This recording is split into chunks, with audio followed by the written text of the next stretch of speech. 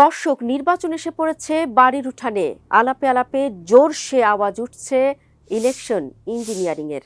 নির্বাচন এলেই কেন জানি এই দুই শব্দ বেশি বেশি বলা হয়। দর্শক, ইলেকশন ইঞ্জিনিয়ারিং হবার আশঙ্কায় রাজনৈতিক দলগুলো প্রতিদিন সাবধান করে চলেছে।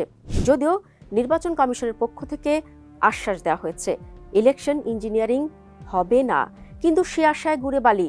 কেননা এদেশের মানুষের চুন খেয়ে জিভ পুড়েছে, তাই দই দেখলেও ভয় পান। তবে দর্শক, ভোট হওয়ার আগ পর্যন্ত সবই পর্যবেক্ষণ নির্ভর। তার আগে চলুন দেখে আসি এটা কি এমন দুষ্টু প্রকৌশল যেটাকে কেউ ভালোভাবে নেয় না। মোটা দাগে ইলেকশন ইঞ্জিনিয়ারিং এমন এক পদ্ধতি বা ব্যবস্থা যেটার মাধ্যমে ভোটের ফলাফল পাল্টে ফেলা হয়।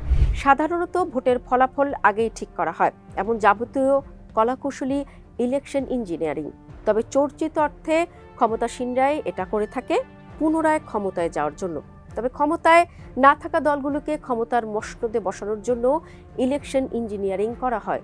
অর্থাৎ কোনোভাবে বিষয়টাকে ভালো অর্থে নেওয়ার কোনো কারণ আছে কি?